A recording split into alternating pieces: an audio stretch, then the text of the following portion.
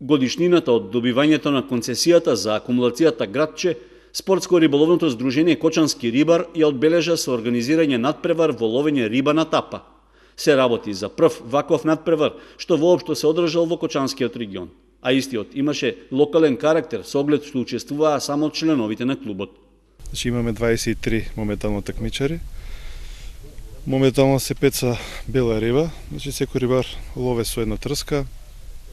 На крајот секој уловени риби се мере вкупната тешина и се победникот од највеќе уловена риба, значи се прогласува како победник. Денешното направување е повеќе од локален карактер, значи уедно и дружба и запознавање на рибарите со некои активности кои што ги правиме.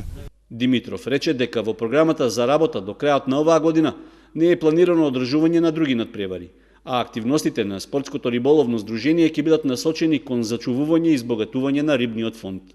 За следната година се трудиме, мислам дека ќе направиме 2 до 3 напревари, значи напревар и лов на краб, значи ловење на дно и да биде нешто малце пошироко, значи со поканите и други здруженија, други членови од други места и така. На крајот од надпреварот, на најдобрите риболовци им беа доделени дипломи и награди, при што тројцата најуспешни се Роберт Митрев, Горан Миладинов и Зоран Ристов. Освен тоа, признанија имаше и за најмладиот и највозрасниот учесник на надпреварот.